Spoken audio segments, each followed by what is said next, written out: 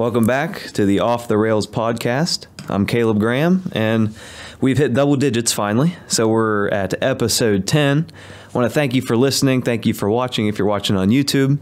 And make sure you guys are sharing this out because that helps us out, helps more people get to see it. And if it's something that interests you or a topic that interests you, or I guess we talk about a lot of different topics. So if there's something that interested you in this podcast, please feel free to share that out. That helps us out a ton. And we're going to get going here. Without further ado, I'm going to introduce our guest of the day, Zack Canter. And I'm going to let him introduce himself. Tell us a little bit about what you do, where you've been, and what you're planning on. All right. So again, my name is Zack Canter. Right now, currently, I am an educator at a local high school, Buckeye Trail High School. I teach ag and natural resource, and kind of got into that from my previous experiences in my professional life. So before that, for the past 14 years, I've worked out at the largest conservation facility in North America at the Wilds, which is right in our backyard. Really great opportunity for me as a professional. And I really had a lot of great experiences. And I actually got to be on a nationally broadcasted TV show for 4 seasons called Secrets of the Zoo on Nat Geo Wild. So really had a really great start of my career straight out of college and ended up where I'm at now. And I feel like just constantly taking those next steps and finding out what tomorrow brings. Yeah, so it seems like you're very interested in the agricultural, outdoors, sciences, and that kind of stuff. So I personally never took ag when I was in high school. Neither did I. Okay, well, maybe that's where I'm headed. Maybe we're headed that way. But yeah, so I guess if you didn't take it in high school, what got you interested in that field of work? So I grew up on a small farm here in Guernsey County, and by small, like 10 cows, 10 chickens, 2 pigs a year. And that was about it. And I was never going to do it. Hated it. My dad made me do it. We lived a complete rural country lifestyle. We heat with firewood. We didn't have a dryer. We lived the country lifestyle. And I grew up saying, I'm moving to Columbus. I'm going to the city. I'm not going to do this forever. And it wasn't until I got into high school and took a ecology class because it was my football coach. I'm like, well, science class, football coach, should be an A. I'll take this class. And I started realizing how much stuff I actually knew. And as a kid, anytime you get praised for something you know, all of a sudden it's like, oh, this is kind of cool. So I started looking into it, and really hats off to my teacher, Doug Joy. And he really got me interested in it. I started realizing, like, well, fishing and hunting I like getting out in the woods and playing. I didn't realize that was a science, because before that, science was like lab coats and beakers and atoms and neurons, which I still don't know. And that's kind of what got me interested in it. And long story short, went to college, was going to be a teacher because I wanted to coach football and I wanted to have summers off. And my wife, who was very driven and knew exactly what she wanted to do, kind of told me that wasn't a very good game plan. And ended up meeting a crazy roommate that was in natural resources and conservation and talked me into going into this field, and loved Guernsey County and never want to leave. So I was like, well, the Wild's the only place I'm going to work. So yeah, no, I know a lot of people in my grade and the grade below me that have started, and they love the Wild. Like, they work there and they're like, they can't wait till it's Wild season that they can get out there and get to work out there. So it's crazy to think, especially growing up around here, you don't really think of the Wilds as like, it's just another place around here, but it's a big deal. I mean, it's a really big deal. I don't know too much about, the backstory of like why the Wilds was started, or like what it was, what its intentions were. Do you know anything about that? Or like, yeah. So if you want to dive into that, what was the main, and still to this day, what is the main purpose of the Wilds, and what are they kind of doing out there? So like, this area was a hotbed for coal. So when the coal companies came through, it boosted our economy. It really brought a lot of people to southeastern Ohio. And after that was over, it was nothing but ruins in Cumberland, Ohio. And I mean, it's still pretty messed up. And it ended up becoming what they called back then Ohio Power, which is AEP recreation land. So around here, it's people where go fish or party, and they go down there, and ODNR had a section of it that was limited. They didn't allow anybody on it, and they ended up donating it to the wild. So Jack Canter was on a group that really got it started. From him being at Muskingum College, they would go down there and hang out, and they were looking for a place to create a breeding facility, and they wanted to find that place, and ODNR ended up donating the land, or it was AEP. AEP donated the land to them, and it was like in the early 1990s, and from there on out, they just started really reinventing the wheel on exotic animals and breeding them. And now, I mean, the train's just rolling now. I mean, they got the TV show from it. They got partnered up with the Columbus Zoo, and it just really, it blew up quick. Hey, and you said, when did that start? You said the early 90s? It may have been like exactly like 1988 or something like that, but it was like early 1990s. So really, it's still a pretty new, venture. It's got a lot of potential to grow, and that's exciting. I know I've always liked getting out into that recreational land out there. A lot of little lakes, a lot of little places to go. We do a lot of disc golfing, so we're always driving through there to get down to some of these disc golf courses and everything. But it's a beautiful place, and it's crazy how quick you can go from right here in Cambridge to out in the middle of nowhere, and it's great. Like, it's just a great spot to be. What you mentioned this TV show? Now you were actually on Secrets of the Zoo for 4 seasons. Yeah. And what was that? What was that like? Yeah, it was crazy. I mean, that was something that I never planned on doing. It was one of those things. After I did it, I realized, like, man, this is fun. Like, to get to perform like that. Like, it was one of those things. Like, if you would ask me beforehand, like, you want to be on TV? I'm like, I don't know. And then, like, once I did it, it was addicting. It was fun. So it was quite the trip. They came in at first, and it took about a year learning the film crew, feeling each other out, and then them figuring us out as a staff and getting to show people exactly what happens at the wilds, because the wilds is a lot different than any zoo. Right. Like, for me personally, I would not want to be like maybe a zookeeper, but to work out in those elements and have a little bit more of a risky, adrenaline based kind of job, and the things that we got to do was pretty exciting. So it was fun to really show that on TV and let them capture it and let people know what we're about. Yeah. So you say perform. Is there like you said it took a little bit of time to get used to the crew being there, and I'm sure, they're trying to get used to you as well. What were maybe some things, maybe you'd watched some of these zoo or these animal shows before that you didn't realize until you're behind the scenes on them? What are some things you're like, oh, I didn't even think of that, or... The fun thing was the couple of the guys I worked with, Kurt and Adam especially, and we were pretty tight. We're goofy. We were hams. We had a good time. Anytime anybody came and visited us, they had a great time with us. And those guys are wild. We'd have a good time with going out and doing the stuff we do with the animals. So one of the hard parts was anytime you're on reality TV, it is reality, but the fact that you need to realize whatever you're putting out there is open to interpretation. To be a little bit more guarded, to not be as comfortable on some of the slang terms you might use or things that could be taken the wrong way, or even how you handle animals. I mean, the crew we worked with, which was Remedy Television, they did an unbelievable job, because, I mean, the amount of cameras that were on and the things they filmed, and they could have turned it into Jersey Shore. It made us look like a bunch of fools. And they really did a nice job of conveying the message we were trying to get out, and then also letting us be us. So it was pretty cool to be able to, I guess, as I said, perform a little bit, because you do have to remember who you're talking to, who the audience is. And like how I always thought of it was like, pretend you're talking to middle schoolers.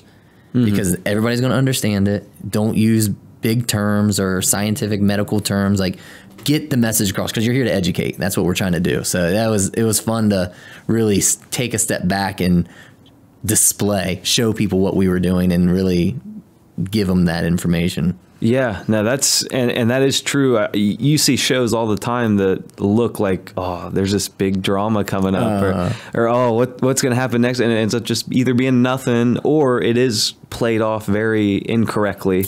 I know a big culprit of that is like The Bachelor, The Bachelorette.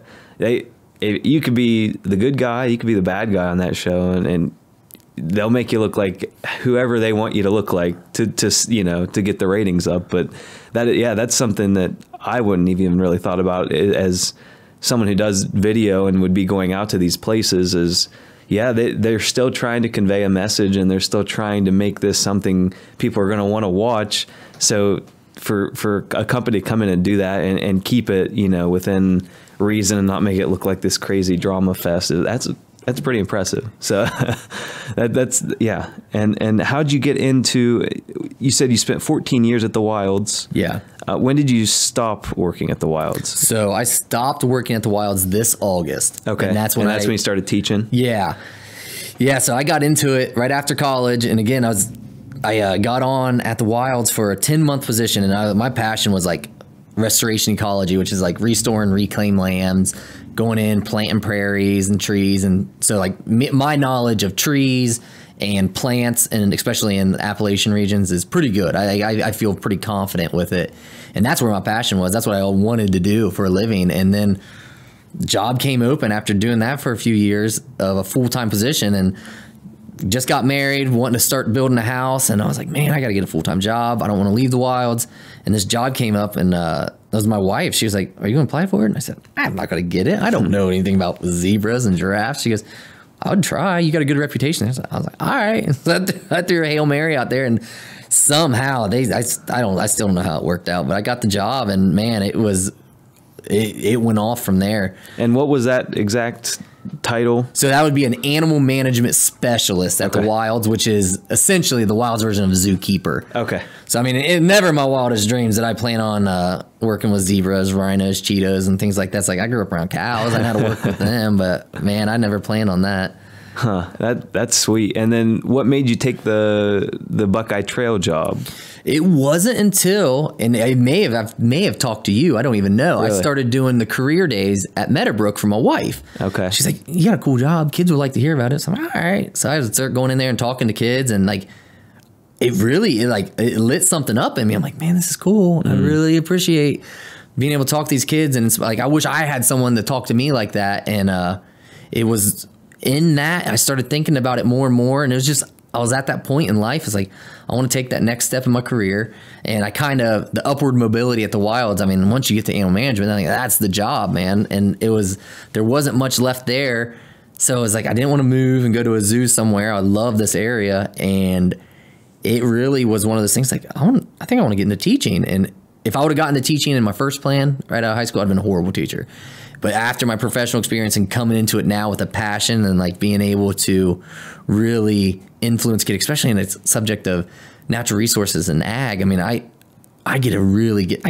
we could go outside for class, right? Play in the woods and teach them. And that's my motto is like, I want to teach these kids without them knowing they're being taught. Like, we played all day. And it's like, no, actually you learned about this tree, and this plant. So it's been really rewarding. That's what the big thing was, to be able to have that kind of reward in a profession. Yeah. And I think you got a good point there with it is play. It feels like play, but it's, like you said, you grew up on a farm and you're like, I don't really know, but you knew it, just from doing it, just from being in action all those years, you knew what you were doing. Yeah.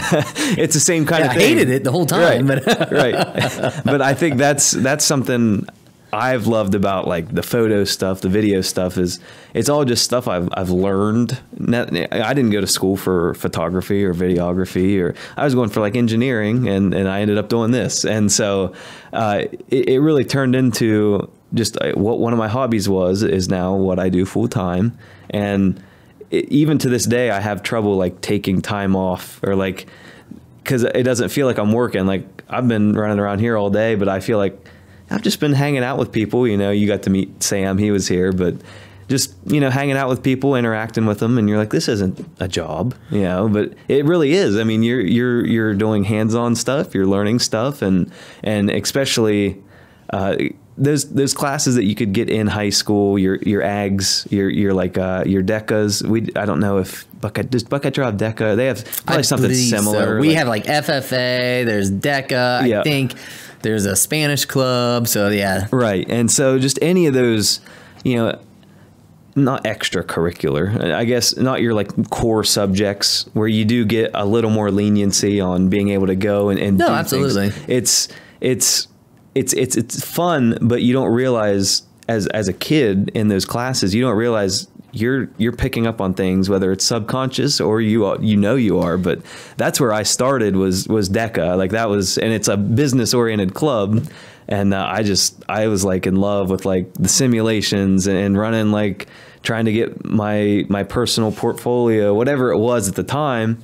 And we would the one thing we did really well was we would do like these mock kind of like business proposals. And so you would do them at a district level, then you would go do them at a regional, and then like the big fun thing was like state. And then if you got real lucky, you got to go to nationals. And so that was like our big thing was we did our simulation team, which was just me and Parker Black. He went to Meadowbrook. So we ran like this personal finance sim, and it ended up being he actually, we ended up going to nationals for that, and it was in Tennessee that year. And so just that experience, I think, is kind of what like got my mind into like, I think I want to do my own thing. I want to kind of run my own business and start my own thing. And I think really that DECA class that I took from freshman year all the way to senior year was like, you can look at it and be like, yeah, that was definitely something good. But I think even subconsciously at that time, even after going to school for engineering, for different things, that's kind of what I figured out. I was like, that is really what influenced a lot of what I do today, is that. And I think that's something a lot of parents don't really take into account is, these classes your kids are taking, the teachers that are around our kids are the biggest influences, be it conscious or subconscious, that they're going to have, they're around their teachers 8 hours a day. And well, now with COVID, still around them, just virtually sometimes and less and all that. But I think it's just such a big deal to have, your AGs, your DECAs, your Spanish classes, these classes that aren't special, or they are specialized into something that would interest a certain type of student. And I think I wish they would have made me take ag in high school. I think that would have been like very interesting to me. But I think with like sports and with gym class, you had to kind of pick and choose which ones you had. You only had 9 periods a day. So you had to kind of really pick and choose there. But just, I think getting into those classes, whether the kids want to be there or not, I think it either grows on them. It might push them, rough them up a little bit, but I think it grows on the kids that are in these classes. And I think that's a really, really, really good thing. Well, that's what's cool about it is, I mean, like you were saying, you took DECA, it inspired you to start getting into it, but you weren't molded into being, that's what makes your stuff so unique. I mean, that's what makes your guys' production and the sports stuff you guys are doing. I mean, the fact that you're doing sports, you touch into music, now the podcasting, I mean, weddings. Yeah. I mean, that's just, it's really cool. And it makes you and that's like me, I'm not your typical ag teacher. And right. we talk more about being outside and natural processes, and maybe we'll touch on some of the zoo stuff I've done, but to be a professional in that matter and not a professional teacher and coming in with a little bit of something fresh makes it fun. And I want to give that unique experience like you had. Yeah, and I think that's a good point to be made too. Is you have that teaching background. If you come in from a teaching degree or from something, and that's with any field. That would be even like if someone came in with like a broadcasting degree for something that we're doing.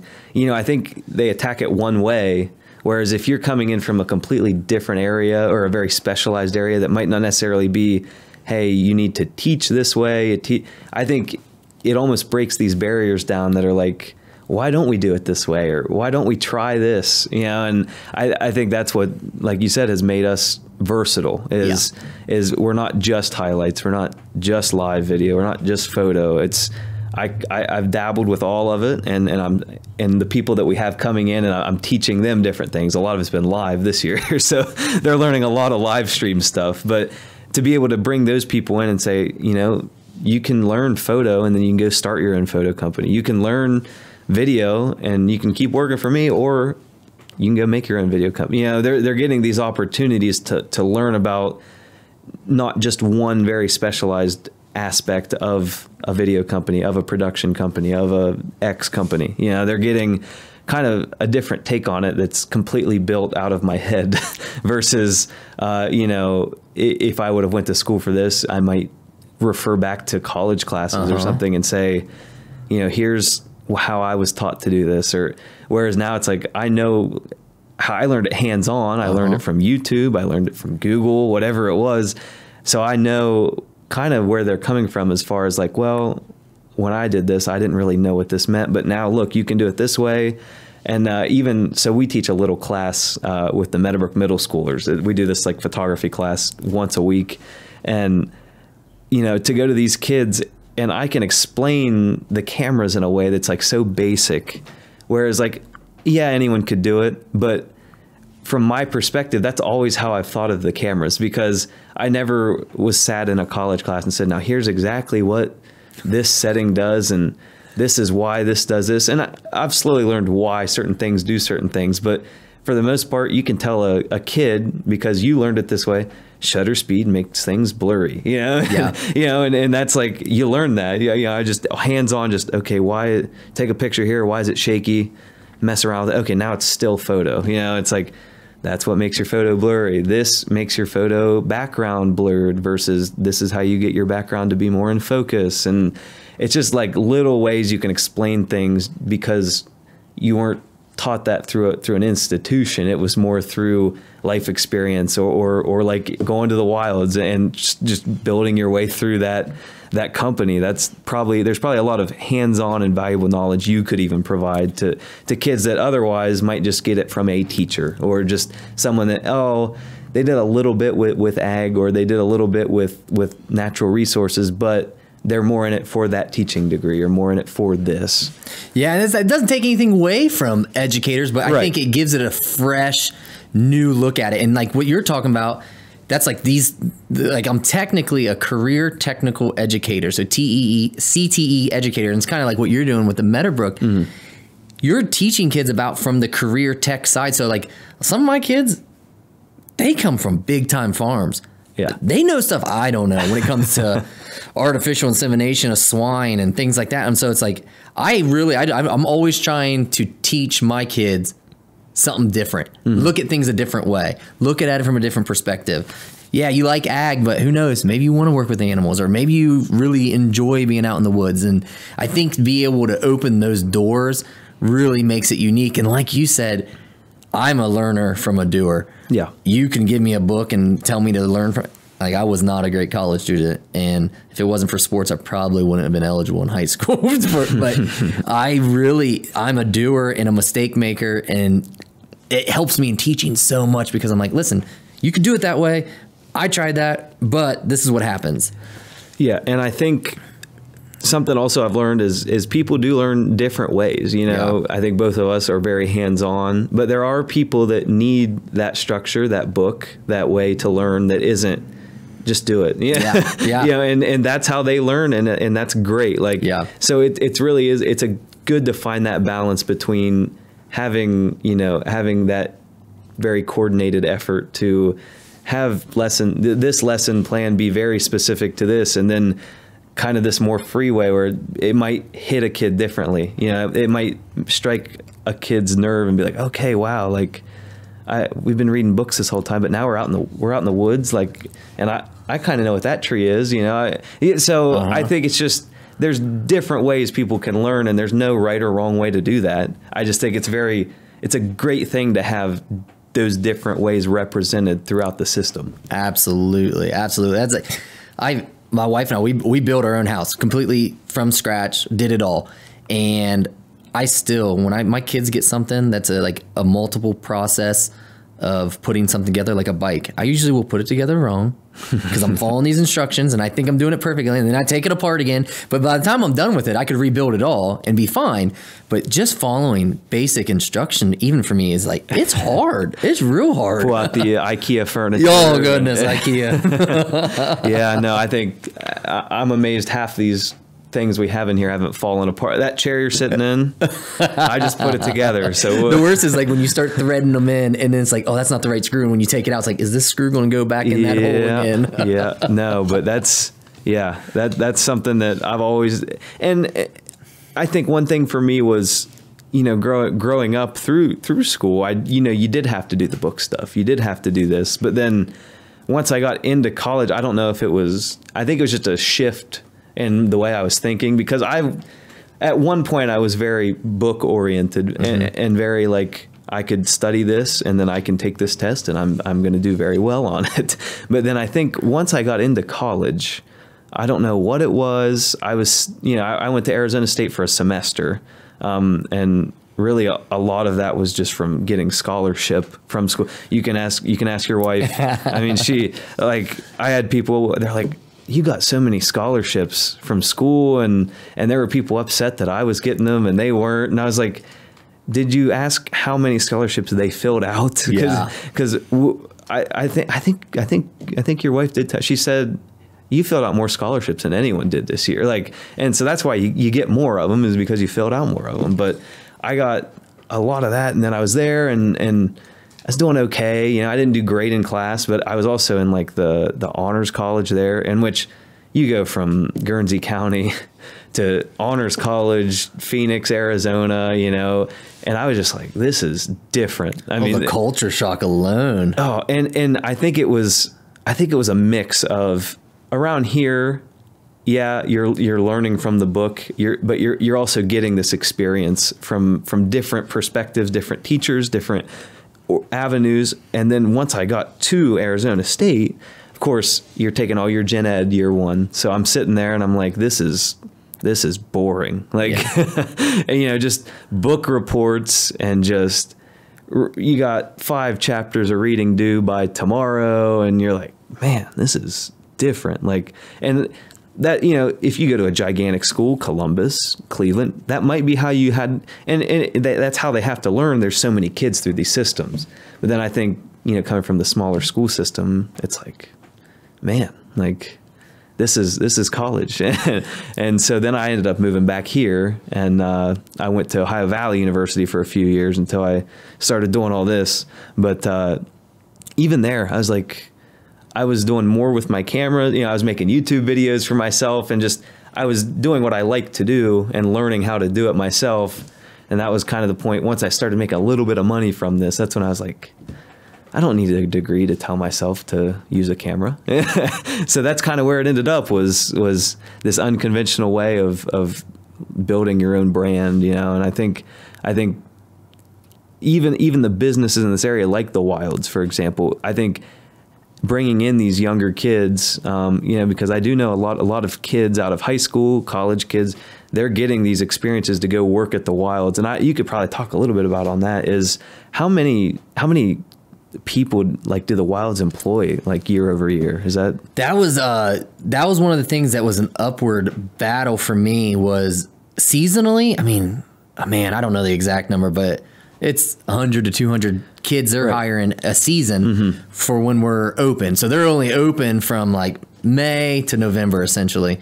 And that's essentially when all the animals are out on pasture. So it makes it easy for you to be open and have tours. But I mean, yeah, they're employing tons and tons of kids. And that's how I got in with season. I was a camp counselor.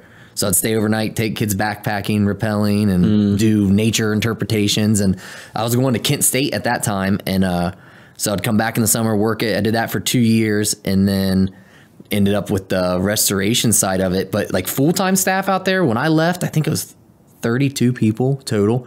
So like in our staff working with the animals, we had a total of 12 people, maybe 13 counting the head boss, and that took care of over 500 animals. Really? I mean, and my partner and I, we managed when I was there, managed the bison herd. It was over 200. We managed animals on pasture, which was over 300. And I mean, they are absolutely hardworking people. And that was probably one of the big reasons of when I left there, is like all of a sudden had time with the kids, had time with my wife, wasn't working holidays, wasn't working weekends, wasn't there late. And it definitely opened up those doors. But yeah, the employment opportunities it does for this area. And like you said, coming back to this area, just to be able to give to an area like Cambridge. It's one of those places that you see the ugly a lot more than you see what's really cool going on here.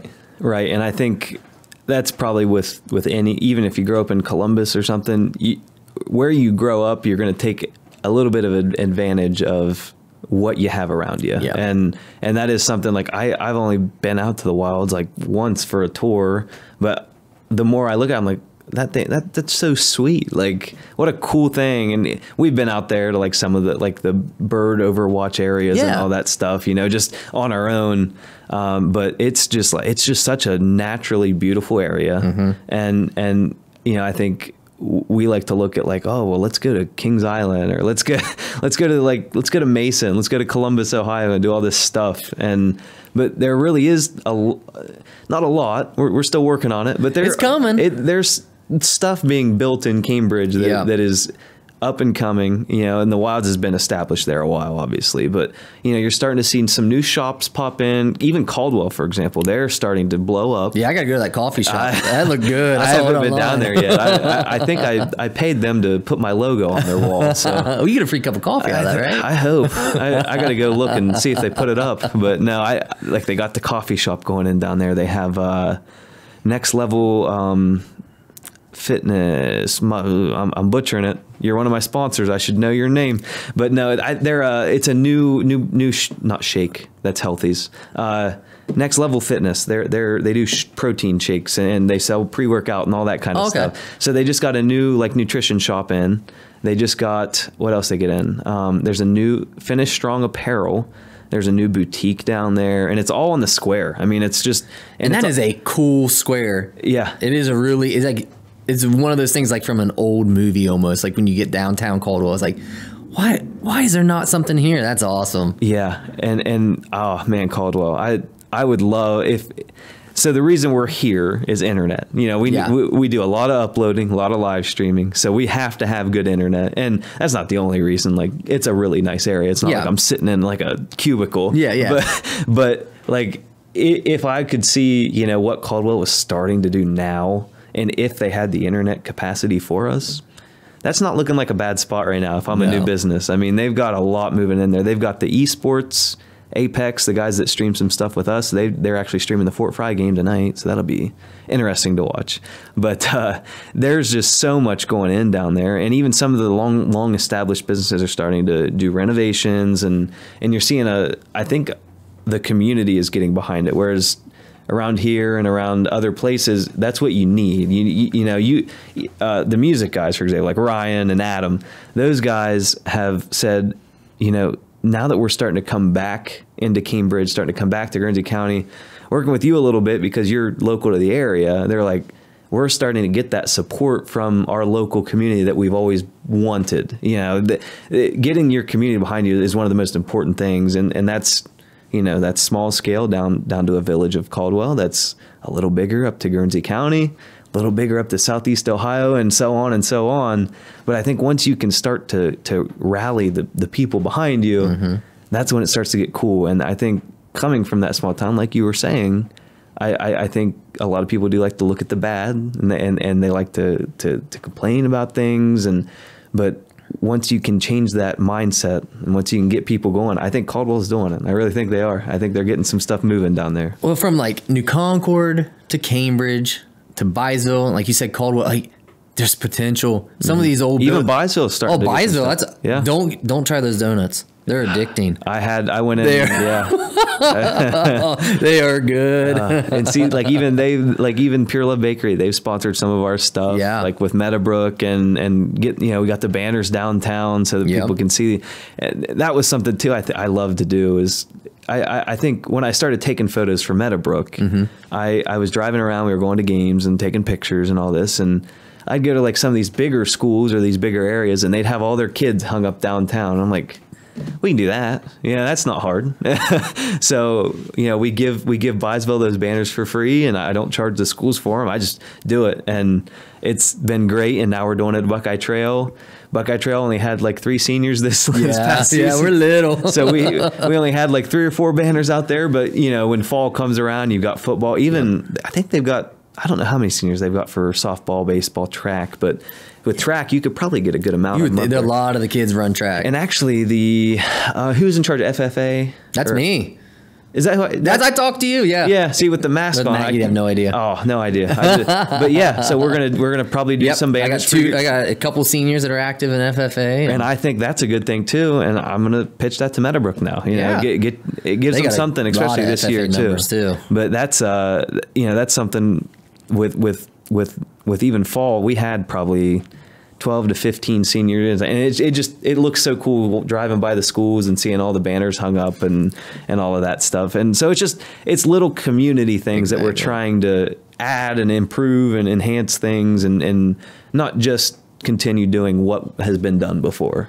That's like, I'm obsessed with live music. So like my wife and I, that's our thing to do, is to go see live music. And so we'll get into these little towns that are having some up and coming artists we might like. And it's like the scene that's happening in some of these places is just, it'll blow me away. I'm like, man, Cambridge has got potential. Like we could really do some stuff that would be really cool here. And also like you're saying in Caldwell and all the things happening, it's just, I think there's something to be said, especially I have a soft spot for Appalachian communities.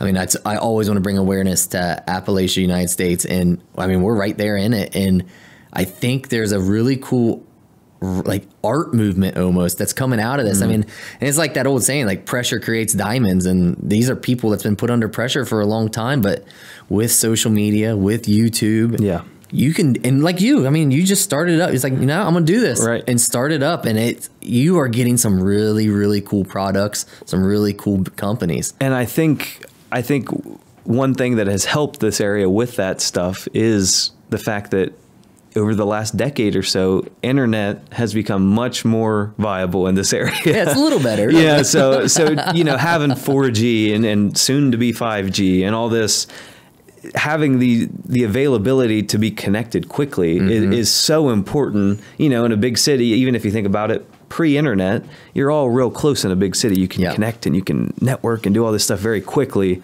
Whereas now, after the coal era and after, there was this little bit of a lull where it's like, well, we have internet, but it's landlines and it's slow. And whereas now it's like, I can have a video company in Cambridge, Ohio, and it's not VHS tapes and it's not CDs, it's the internet. Yeah. And so that was really big. And I think it's going to slowly get bigger with the live streams. All these schools now having good internet. Yeah. We can now stream all your games. You can watch your kids. You can watch your grandkids from other states and all this. And so I think, even the business side of it, being able to connect with businesses quickly, reach out to them. And I know the internet's been around for a little longer than a decade, but it's like quick. Around here, man, I mean, we just upgraded ours. I mean, I live 15 minutes probably from your studio in the middle of nowhere. And 3 years ago, I had 0.8 megabits a second. I mean, it was like all phones have to be off if we want to watch Netflix tonight. That's how, and I still live in Senecaville. Okay. So same. Frontier. Yep, that's what I'm through. Nothing. I mean, it's a little better. We can play video games now. Yeah, that's big. but yeah, I mean, even that 15-minute drive into Cambridge. Yep. I've got Spectrum sending me emails. Do you want 900 megabit per second internet? And now, granted, that's the download. The upload is what we're more concerned with. Because once that gets here, that'll be huge for this area. And that's not something the consumer might see as much, because as a consumer, you're looking at your download speeds, your video games, your streaming, your Hulu, your Netflix. But for us, we're trying to send stuff to you. Yeah. So upload speeds are very, very important. And they're good. They're good, but they could be, Columbus, they're insane. I mean, we could stream 4K video, which who could watch it? But we could stream 4K video out with Columbus speeds. You could have all kinds of just the potential as the upload speed increases for video company, really any company that's doing anything on social media, because we do our own stuff, but we do a lot with like GBA basketball. These other businesses, and we're doing video for them, and we're uploading their video for them. Well, when I go to the GBA studios to upload, it's in Byesville. It takes a while. I mean, it takes a while. So it's quicker for me to do all the work and then drive here to upload stuff, and significantly quicker at that. I mean, hours quicker. And so it's ridiculous how once, we're getting there now. Like we're good now, but once we see that next level of speed, 5G even, once that's abundant, I always think of it like, so we don't use like the jetpacks and stuff for our streams, but we'll use the school's internet. But like, for example, if we're going to go do streams for softball and baseball, some of these fields are in the middle of nowhere. You know, there's not really internet access out there. And so right now, in theory, yeah, you could stream them with a 4G jetpack, but 4G costs a lot of money. And what do we get if we don't use 4G? Well, you get downgraded to 3G, which does not work for streaming. Well, if 5G is the thing now you just get downgraded to 4G, you're good to go. And so that's kind of this middle ground we're at is, we can stream a lot of stuff in schools, at fields with internet, but that next step is now the next step is no longer worrying about internet access. And that's getting here slowly. It's already in big cities, like everything is first. But it's starting to creep its way over here. And once that's here, we'll be able to stream anything and everything anywhere. We could be out chasing the buffalo at the wilds, you know. I mean, so that's exciting. That's kind of what's exciting for me. And I think we're always just a tad behind, like you said, everyone else from the city. So it's one of those things. I think with all this stuff getting out there, going to the masses, all of a sudden, it's bringing a lot of light on us in a positive way and getting people excited. I mean, it's like you're talking about, you guys are filming at Fort Fry. If that was a football game tonight, ooh, good luck getting cell reception through Fort Fry. So for Fort Fry football, they actually had Row Networks, and Row, if you're listening, I am going to contact you because I need your help. But they actually had Row Networks come out and they ran like a direct line just for their internet from the school all the way to the football field. Wow. And so that's kind of the thing we're looking at now is for spring. I'm like, we can do it, but your field is not near your school. It's not your football field where you have your Sky Coach and you have to have internet already installed. So like, we can do it, but we're going to have to get internet to your fields. That's kind of our next step. That's what we were blown away the other night when, what was it? It was the new Philly game for Meadowbrook when you guys were streaming it. And my wife are sitting there, we're eating dinner. Kids are doing homework. Who would have thought we were going to sit in our living room and watch a local high school sports game live? Like that was pretty cool. It's quite the experience. And that's what's kind of neat about, as horrible as COVID's been on everybody, but the doors it's open. I mean, I've watched live concerts of bands that I could only go to see in Nashville. Right. All of a sudden, I'm in my living room watching one of my favorite bands perform, and then like to be able. I mean, it's really. I think it's not good what it's done, but it's going to open a lot of doors. It forced change. Yes, exactly. And it was a good thing for certain change, and not a good thing for other change. No, it was absolutely horrible overall. But I think I'm excited for the summer. I'm excited for what's coming. I think it's going to be a big summer. Yeah. I think it's going to be a big summer. The Roaring 20s is back to stay. I think it's going to be pretty. That's what as my wife and I already saying, like, man, we got to get back to Nashville. We're watching all of our favorite bands. Like, who's going to start performing first? Who's going to get out there? And luckily we're so blessed that with us both being educators, we both have been able to get the vaccine. So it's really made us feel good about being able to get out there and mix it up a little bit. So we're excited. Yeah. And that's what, I personally, but for my business, am going down to the Gulf Coast for April 1st through the 15th. Nice. Adam is actually doing a tour down there right now. So we're going to film a little bit from like the 1st to the 10th. And then some of my other friends are coming down for like a vacation kind of thing. But Florida's open, That's awesome. And it's warm, and it's warm here now, I guess. It was a pretty nice, that's why I'm wearing, look like I just got here from are you Florida. going tonight? Yeah. Right. But yeah, so I woke up today and I looked at my phone, it said 65, and it was like 10 a.m. Don't tell people I wake up at 10 a.m. But I was like, it's short and Hawaiian shirt weather. Yeah. And so, it is. So I rock that all day, and then, but yeah, I'm going down there, and I'm excited. I think not only are the people from Florida excited to be down there, I think it's spring break. It's that spring break season. So I think you're going to see a lot of people coming in from other states, which hopefully we'll see how it plays out. But I just think the atmosphere is going to almost feel normal again as far as, I bet you, man. And that's the thing is with everything that's happened, we've learned how to interact. We've learned what we need to do. But not only, I mean, if you come from Southeastern Ohio, you deserve a vacation every year after our winters, and especially after this one, to be able to go down there. Everybody right now is just wanting a vacation. It was just something. I mean, obviously COVID, but this year has just been depressing. Oh man, it's just like even I feel like last year as we got out of March and they started locking things down, and it was April and it was May. Even then, small town, we're like, we can go fishing. We were still out and about doing things, but then winter hits, and you're like, all right, what do I do now? It's cold, and especially that snow and ice we got this year. Yeah. Well, it's like this area. I mean, social distance. I mean, that's what we do. We're always unless we're all at Walmart at the same time. But that's what I mean, it was just a sad winter. And we did some good things. Like we did all the sports. We had so many games, and we grew and did a lot of stuff that was good.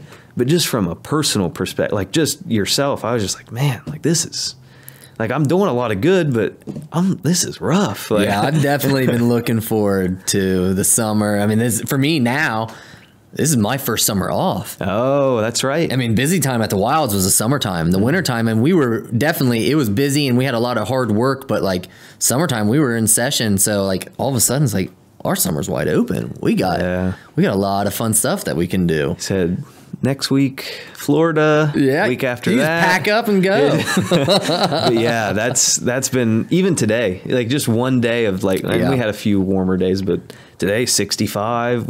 We were out. We took the kids out and took photos instead of sitting in the classroom. And I'm like, this is great. Like I forgot what it was like to have warm, wet. And you say it every year, but especially this year.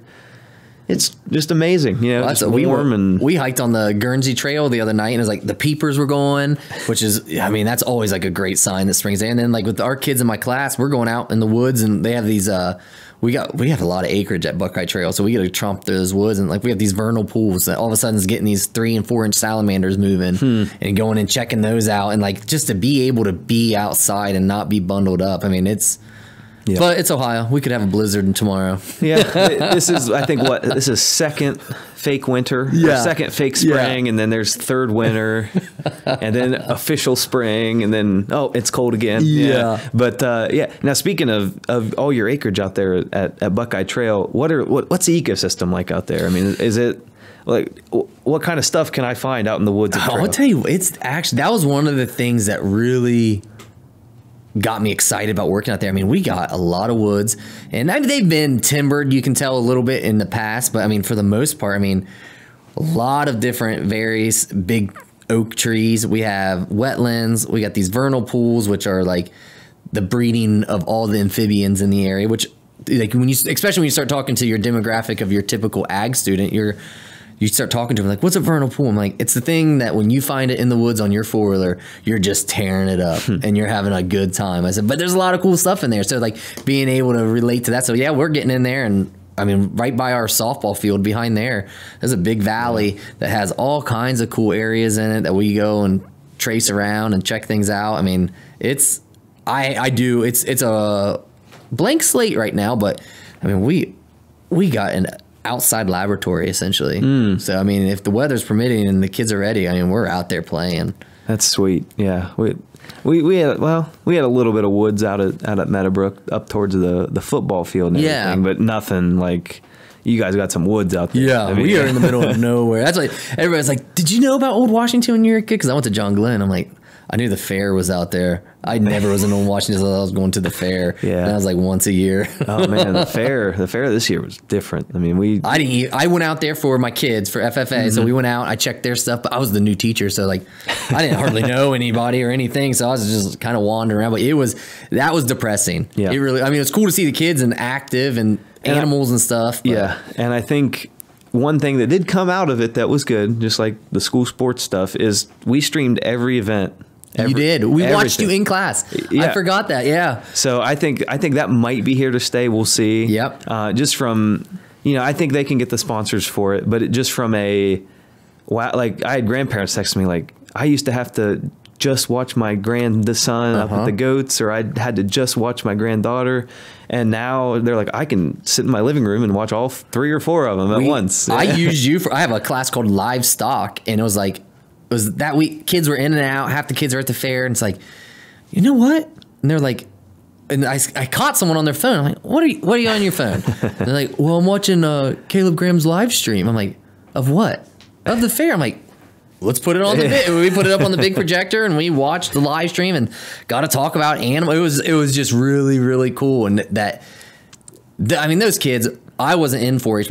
My sister was, but like they don't get that recognition. Those kids are putting in some work, serious work, and for them to be able to have that, because it's still out there forever. Yeah, and they can get on there and check it out, and that's pretty cool. And then now they're doing the drive-in theater out there. I saw that. Yeah, that's exciting. That's what I told my wife. I was like, so we're gonna get oars for dinner and then go over and watch a movie. Right. No, that will be really cool. I saw someone mention. I don't know if it was in like the paper or online or something. I saw it on Facebook somewhere, but then they came out and like I follow something like Guernsey County something, and they put it out too. Okay. I saw it today on Instagram. Yeah, no, I saw some stuff on that's cool. I think they got like 3 dates slated. I think it's just more of is it going to be a year-round kind of thing, or are they thinking more in the summer months? I don't know, but I think we're experts. Yeah. They didn't ask my opinion what movie yet, but I think they had 3 dates slated, because one of them was like June 19th or something like that, and then they were as of now, I think it was just a summer type thing as of now.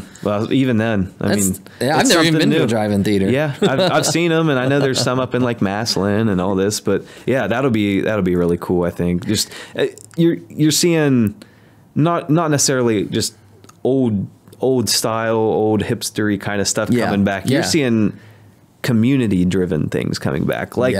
Yeah, sure. I mean, you're not hanging out with everyone at the drive-in movie theater, but there's still this sense of community. There's still this sense of I'm around all these people, and we're all watching the same thing. And I think just that even that old school like drive-in movie theater style, you're seeing a lot of local business, I think, coming back. Well, and then when you get out and do things like that, you're benefiting. Like I said, it gives me a reason to go to Oars and have a cheeseburger and a milkshake. I mean, when you're out and about, you're going to go do other things. Right.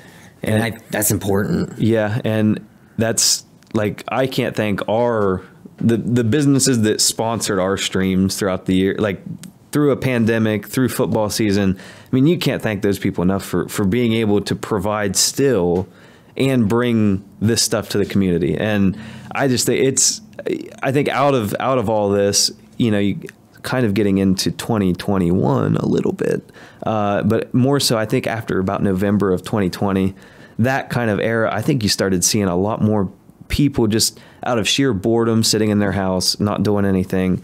They maybe started thinking, maybe I should try to do that business that I wanted to do, or I've got some time on my hands now. I'm not working every day. I can actually go and do this thing that I've wanted to do for years, but have not had time to. And I think we're just seeing the beginning of that wave. I don't think it's even close to here yet, because some business plans, some of these, if they've got really ambitious ideas, it's going to take a few years. But I think there's going to be this wave hit us that's just like, where did that, like Caldwell, for example, they're that first little ripple I think we're seeing in a bigger pond of, oh my goodness, like just business. And now people want to go shop local because they haven't been outside. They want to go walk around downtown. I think 2019 was just such a spoiled year for us. Yeah. Where we were just like, we're comfortable. We're having a great time. Everything. And it hit us and we're like, oh, wait. Okay, never mind. This is not good. This is not good. and now everyone's finally, I think they kind of have gotten grounded again in a good way. Not like I'm sad, but just in a great, like, man, we should support our local community and we should rally around this. And it's almost inspirational. It is. And it was, and like you're saying, when it hit, it was like, damn, what's going on around here? Like, you're watching all these businesses that you've always kind of known, like maybe they were struggling a little bit and like all of a sudden they're gone. Yeah. That store's vacant, and it's like, what's going to happen now? But now, all of a sudden, like on Main Street, I mean, there's a tattoo place pops up. Guernsey Kitchen's still there, and they've popped up in the recent years. And it's like, all of a sudden, you have these new opportunities coming through. And like you said, I think people was like, you know what? So unfortunately, people lost their jobs. Like, what am I going to do now? And they started getting creative. And really, the nice thing is it's becoming so, fatty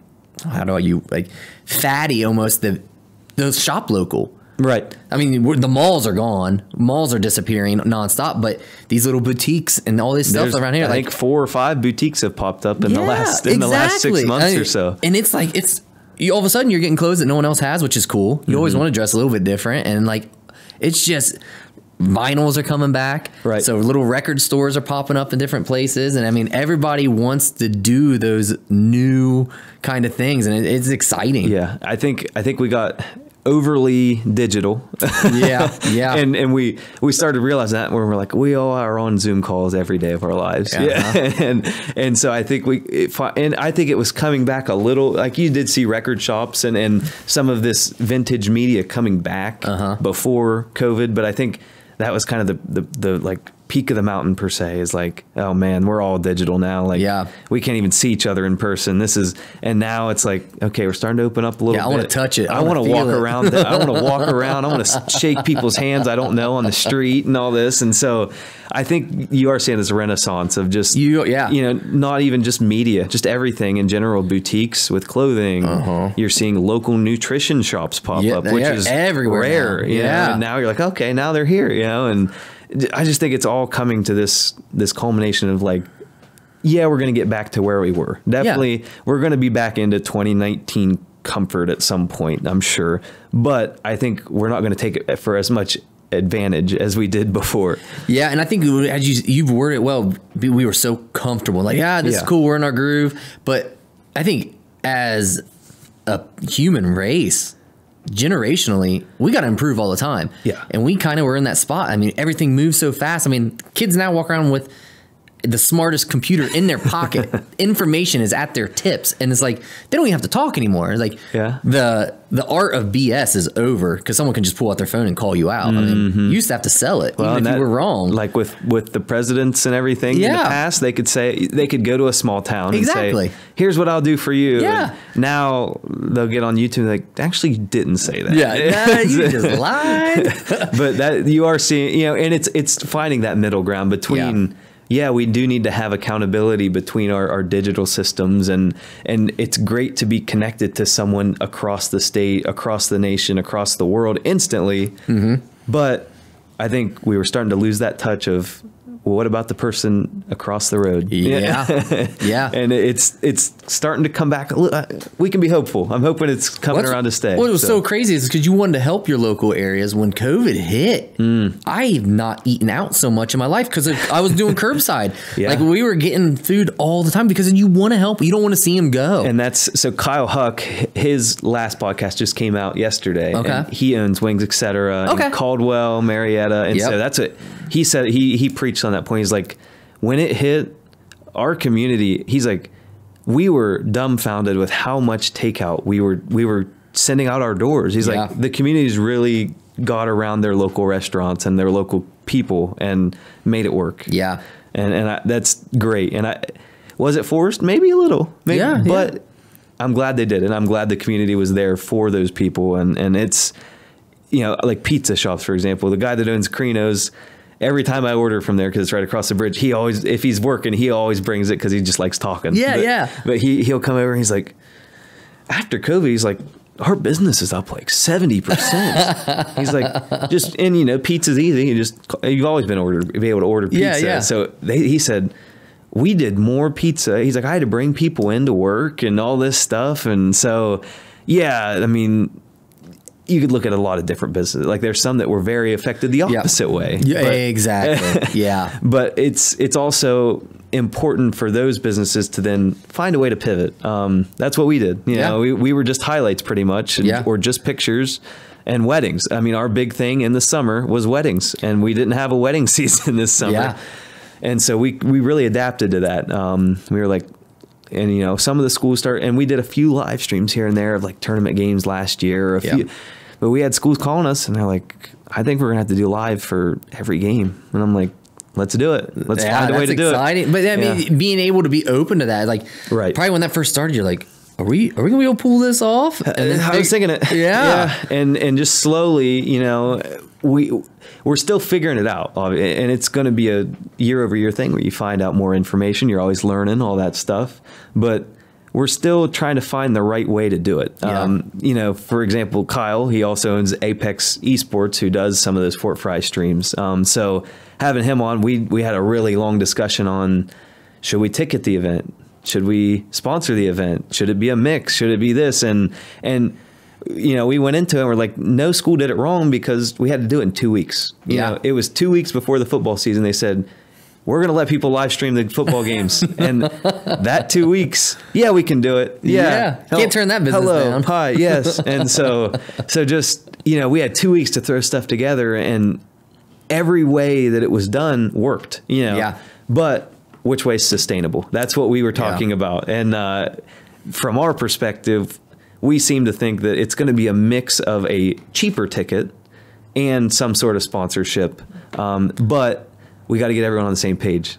We said it's okay to ticket it, but if I go to Kennedy's and someone's giving them free donuts, but I have to pay for mine, then it's a little, I don't have a problem paying for a donut. I have a problem that his was free. Yeah, exactly. So that's kind of where we started working on that. And that's what when we were streaming your guys' stuff, and it was like, what was it for the new Philly game? Was it $10? Yeah, it's like $9.95 or something. Yeah. But it's like, if you go to the game, you're paying, number one, for a playoff game, you're paying that state price. For one person. Yeah, you're paying, and then you're going to end up buying popcorn. Yeah. You're going to end, or you might go out to eat that night. It's like, you end up saving, and you don't have to take 50, the kids out bucks. And do all this stuff. Yeah. And I am a diehard Ohio State Buckeye fan. I've been to the Michigan game. I've been to big games. There is no seat better than the one in my house when I watch those games, because you can see it, you can hear it, you can they show replays when you're it's great to be in the atmosphere at a game, right. But there is something that if you're wanting to truly watch a good game, your seat at the house is great. Yeah. Oh, and just not having to get everyone in the car. And all this stuff. So we took that into account, and our first iteration of it was a little expensive. We learned. We're adapting and we're adjusting prices and we're learning and all this stuff. But what our next goal is for after spring season, we're going to get together with all the ADs, all the superintendents in our area, Guernsey, Noble, up towards Malvern, a little bit down towards River, and just kind of sit down and say, look, there is a market here. This isn't just a 1 year thing, but if you want every single game streamed, there's got to be money somewhere, and we can't keep digging into our local businesses. Yeah. I mean, just thousands and thousands of dollars every season over, and it's like, that's just unsustainable. And like I was telling him, he had the same thing, because they do tickets for Fort Fry, and they don't do tickets for Caldwell. What we don't do tickets for Shenandoah. We do tickets for Meadowbrook and all of this stuff. And so he explains, the difference is Caldwell, I'm sending them a giant bill. Yeah. Fort Fry, I'm giving them money. Yeah. A lot of money. Yeah. And it didn't come out of his pocket. It came out of the consumers that consume the game. Yeah. And so it's trying to find that happy medium, trying to explain it to people. Well, it's still a business. Right. And it is understandable, because it was all thrown together. And I understand where people are angry, because it wasn't done perfectly, but it was immediate. It was just so but quick. They're also getting to watch their games at home. Right. I mean, that's what it is.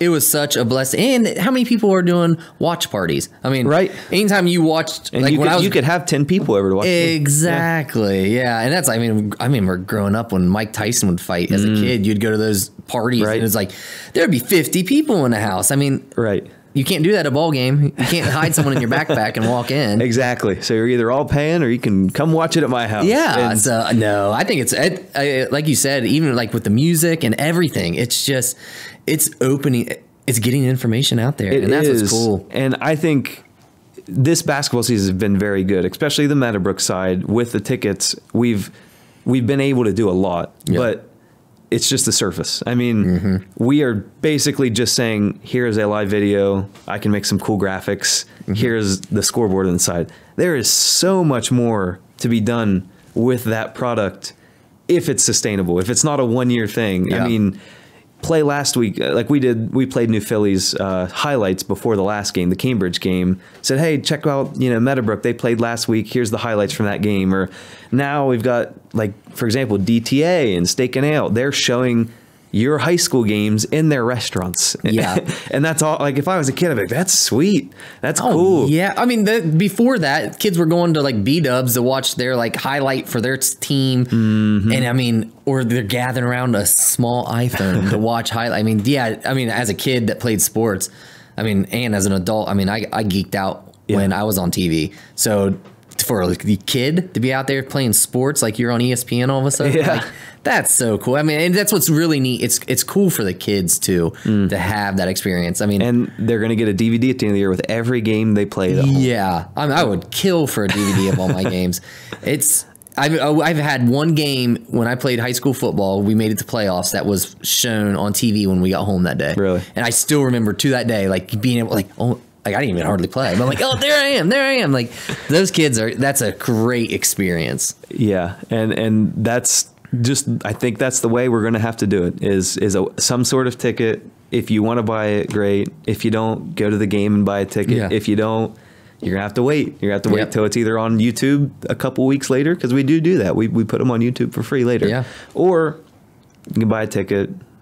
5 of your friends can come over and watch the game with you. Exactly. So we've definitely thought about it a lot, and I will give Jeff Wheeler, Meadowbrook's AD, a lot of credit for sticking to his guns, and he's getting a lot of phone calls. I'm getting a lot of phone calls, and we know it's what has to happen. We know this is the only way it's sustainable. Yep. For example, we saw like AVC, for example, they did games and they did them for free. Mm-hmm. But how many? Yeah. 35. Is that it? 35. And that's not just Cambridge's 35. Yeah. That's Cambridge, John Glenn, some girls, some boys. They went on the road to Meadowbrook, some 35 for the whole basketball season. Whereas with us, and granted, some schools did it a different way, so I can't say it was all because of ticket sales. Yeah. But I will say Meadowbrook was the easiest to work with because I'm not sending bills to Meadowbrook. I'm not waiting for money to come from there. I have it, and I got my sponsors.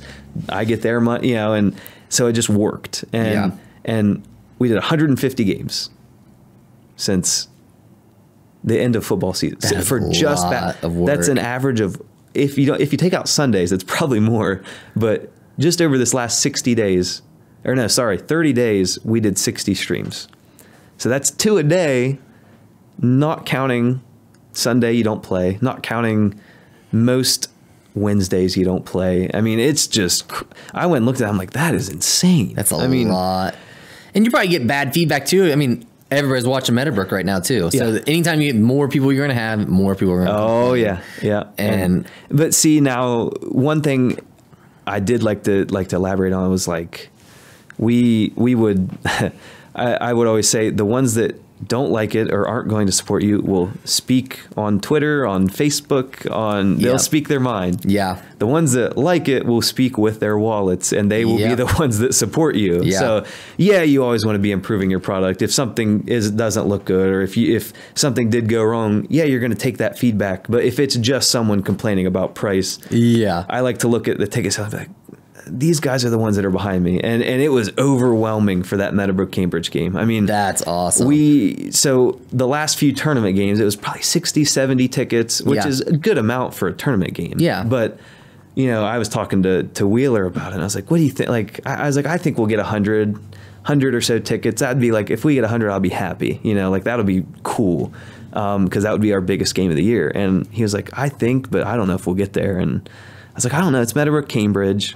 And about halftime, I went and looked at the ticket sales, 197. Nice. We doubled it. And by the end of the day, it was 201. So we doubled what we thought we were going to do. And I was like, there is something here, and you're not going to sell as much to your just regular season games. Sure. Because only, your parents, your grandparents are going to really be invested in that. Yep.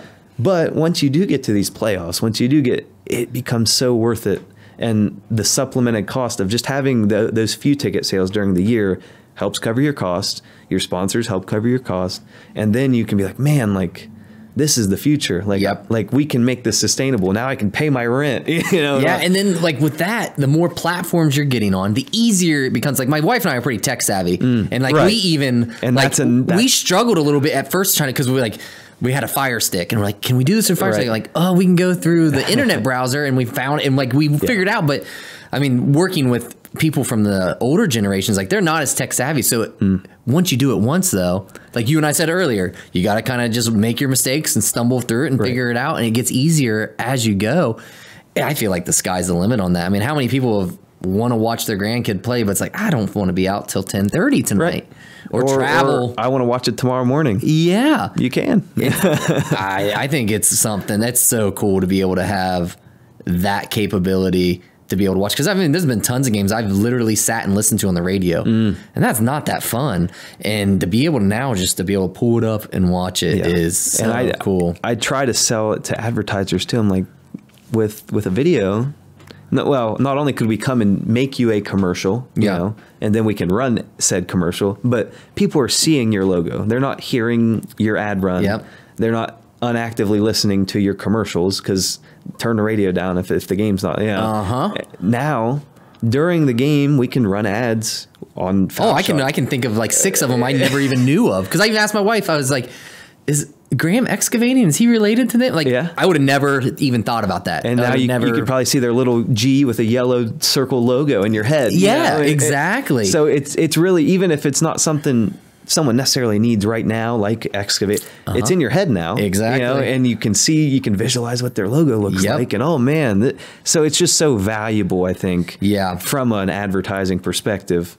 But yeah, it's just so interesting to see where this is going to go, how it's going to get there. And then like with the platforms, it was really like, when I was on Secrets of the Zoo, there was a niche people that they liked animal shows. Yeah. And like, just to keep options open and have further opportunities in this field, it was like, well, I'm gonna open up my Instagram, let people see it, clean it up, make sure it's like catering to them.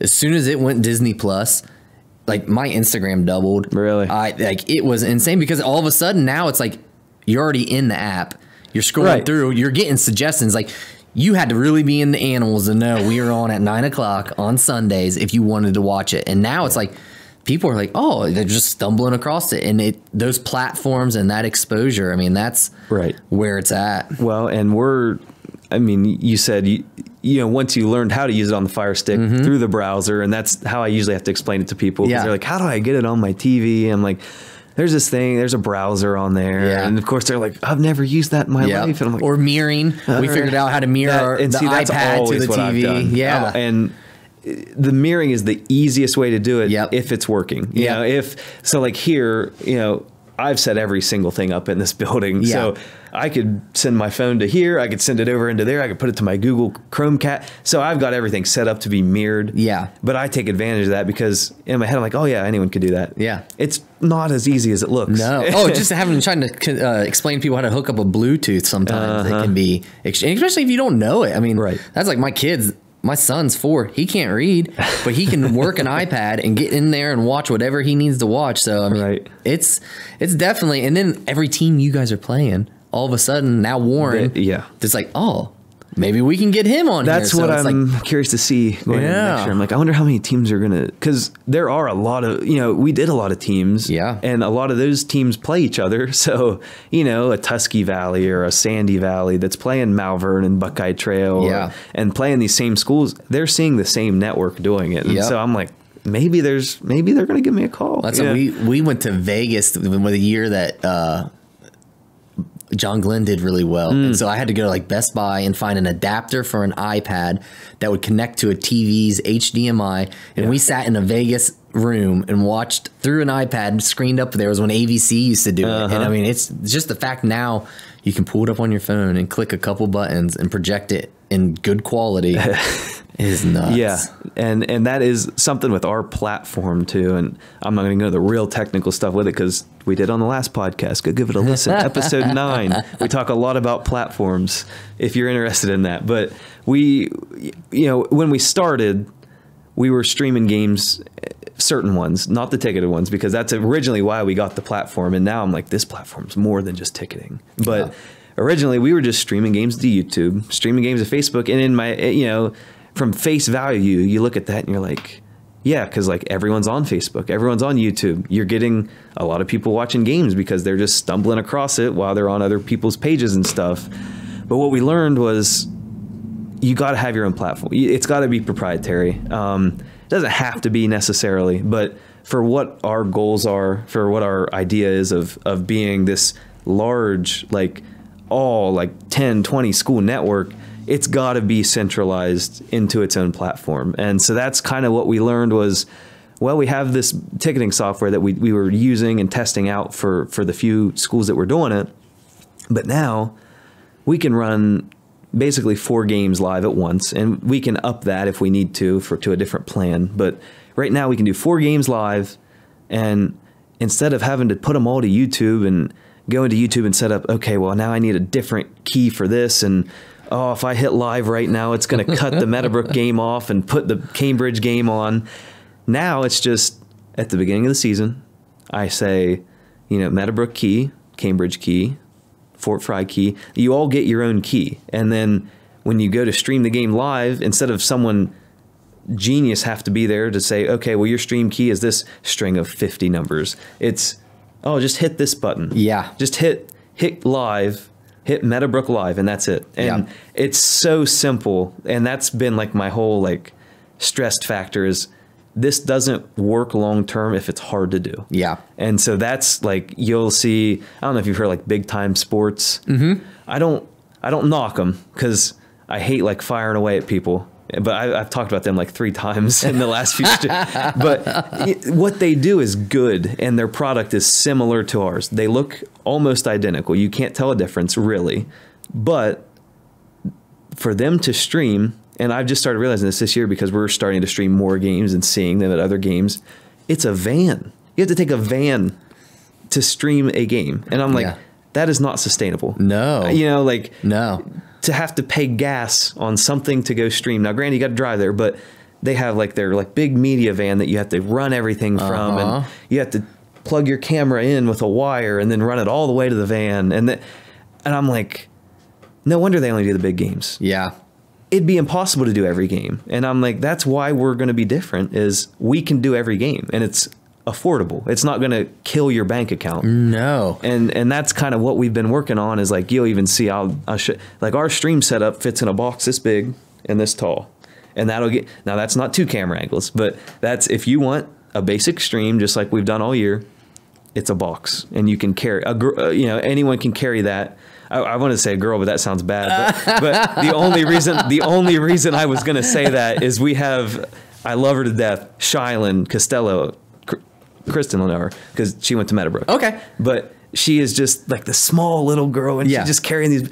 And that's what I was going to say. I didn't want people to be like, well, you're making fun of it. But she's just so small, and she just carries this thing around, and it's not 5 trips to the car and back and all this stuff. It's, here's your box, 2 tripods. That's it. And it's easy. Yeah. And like you said, you can send people you can't have a bunch of those vans. Right. So I think they only have one. Yeah. So, I mean, you can be in multiple places. I mean, around here, I mean, you got Caldwell, Buckeye Trail, Cambridge, Meadowbrook, John Glenn. It's like you have all these schools that could be potential customers, and you tell one time, like, hey, no, I'm gonna be at the Meadowbrook games. Like, well, they're gonna go somewhere else. Right. And that's what we had to scale up quickly.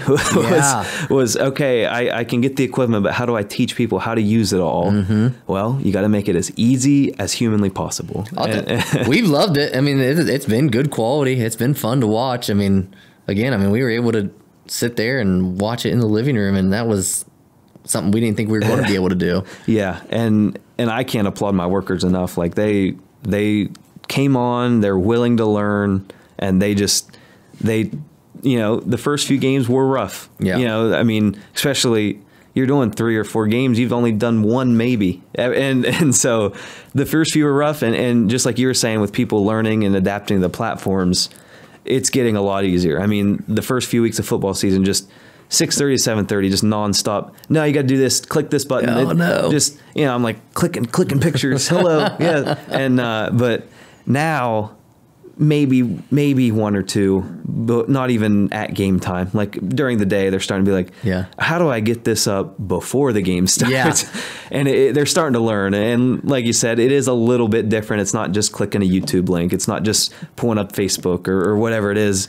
It's a little more involved, but I've tried to make it as easy as I can. And it's kgp.tv, especially if you're on your TV trying to click it. It's 6 clicks, 5 letters, 1 period. That's some fast math. Yeah, I know. In my head, I was like, wait, don't get it wrong. And then the first thing you see on our website is watch now, watch live now. And so you don't even have to scroll down to find it. You know, okay, there's the button. I click that, and then there's your schools. Pick your school. You're there. And so I've made it as easy as I could make it with a proprietary platform that doesn't necessarily have people that have used it before. Yeah. And so now that I'm explaining that to someone, like, wow, that's insane. Like that does sound really insane. But just, I think it's only going to get, now we might get more schools and it'll get more difficult, but I think the ease of use is only going to get easier year over year, especially on the digital side, and especially as your younger kids are able to help the older adults and help, or even start to watch them themselves. You're going to see a lot of kids, I think, watching these games too. Yeah, and it's like you said, it's out there forever. So that's one of the cool things. I mean, back to with me being on the show, I could have been on a TV show in the early 1990s, and it could be never seen it again. Never. Now, I mean, there's DVDs. It's on it will be there. Like my grandkids will be able to see that, which is it's really cool. And that's one of those steps that we've taken. And it's where it's going to be out there. I mean, that game, Meadowbrook guy and Cambridge guys talking smack and like, no, you didn't beat us, and they can get on there and find it and watch that whole game, right, and relive it. And that's so cool. That's so cool. Yeah. No, I think it's here to stay. We're gonna have to work on people a little bit though, on as far as how it's gonna be here to stay. Yeah. Because sure, we could do 1 game or 2 games a week and do big games, but I want to see every game. Yeah. Or grandma wants to see every game. She's in Florida. Or dad's at work and he wants to watch the game. Exactly. So not only are you going to be able to hit this audience, but it's going to supplement that cost for when the big games are. For like, I can't even imagine what the numbers are going to be on. Well, it's game. even like scheduling a vacation. It's like, oh man, we could be in playoffs then. I don't want to schedule. It's like, no, you can, because you can still watch it. Yeah. So yeah, it opens up, I think, not just for you in business, but it's good for people too. Oh, it keeps them connected. Yeah. And I think community wise, I am going to be curious to see how many people watch this next one, because it is going to be free, because it's at a separate location and there are other companies streaming it for free. So it would make no sense for us not to. Yeah. So I'll be very curious to see the numbers on this game, even with 2 or 3 other broadcast companies bringing the game. I mean, I think it's going to be, this still, even with that, could be the biggest game we do. And that's with games at like Malvern, with just us streaming. And they've had 700 people watching these games at once. Yeah. And I think we could hit 800 for this game. I wouldn't be so. I mean, everybody's talking about it. Yeah. I mean, the fact that Buckeye Trail and the high school they're talking about the game of Meadowbrook all week. I mean, that's pretty cool. So yeah, and I think they've got a good chance to keep going. We'll see. I'm excited. I mean, they deserve it. After last year, we went to that last game. They had they had a chance to go to state last year. Yeah, and then last year they were Division III, one of the biggest schools in Division III. So they had all the cards in their favor, and then so no, I'm excited for them. That's in growing up. Oh, I hated Meadowbrook. My wife started working there. I'm like, oh, okay. And my in-laws went there. And then, like, all of a sudden, the culture change that happened, and with the people getting really excited about sports. And there's a big switch. And it was probably inspiring. Like 2012 to 18-ish. Yeah. You know, and just like everything was just. Well, sudden you're a powerhouse. And then I'm a John Glenn guy. So it's like, I always talk smack about MVL, like, oh, ECOL. And I was like, oh, and all of a sudden, then they came into MVL. I'm like, they won't be able to handle MVL. Now they dominate the NBL. I'm like, they were dang beating it. the big division Yes. teams and all that stuff. No, Yeah. what Meadowbrook's doing it's pretty cool. It's really, really cool. And that's why I always going to Buckeye Trail now with them being a small school. That's like I always hope. I'm like, man, especially with us having Aaron Bates as an athletic director. Aaron's doing such a good job out there. Yeah, I mean, him and I went to school together, played football together, and it's like, if anybody's going to switch things around and push this forward, he definitely can. So Yeah. it's cool. It's just really cool to see what Meadowbrook has done, and then with my wife working there now, it's like I'm a Meadowbrook fan. I said, never would have thought it. Yeah, and I don't think there's really any one thing that you could pinpoint that changed the culture out there. Yeah, no. But you saw a lot changing with, bringing in Jeff Twitty as football coach for those few years, getting turf. Yeah. And I remember I was in high school when he got elected, not elected, when he became the head coach.